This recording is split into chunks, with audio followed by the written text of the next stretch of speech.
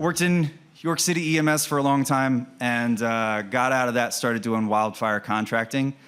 And a friend of mine got me into it, and he basically came to me and said, like, hey, you're pretty good at medicine and you seem like you don't mind getting dirty and like not showering for long periods of time and sleeping in a tent.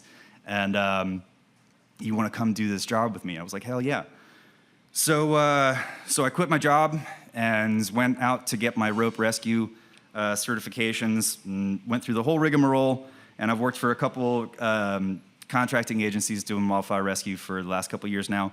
It's great. What I love the most about it is the freedom that comes with it. And it's not just the freedom to have off seasons where if I'm not on a wildfire, I don't have to work. It's great. I don't know if you've ever tried not working. Highly recommend.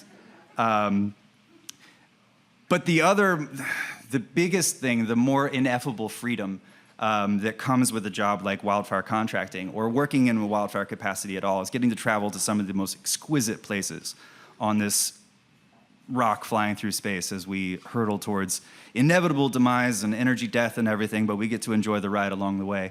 And one of the downsides of the job is there's very seldom toilets. So you've got hundreds, if not thousands of dudes all working in very remote areas of the country, and we're humans. We do everything that other humans do, and I read a book one time that said everybody poops. And that's true.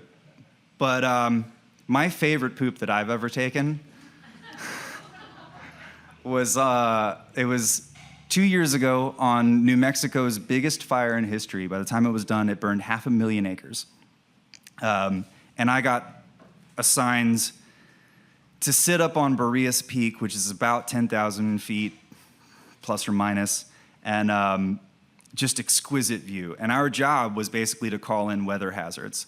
And so for about a week, 12-hour shifts, go up on Boreas Peak, watch, stand by for an accident or an emergency.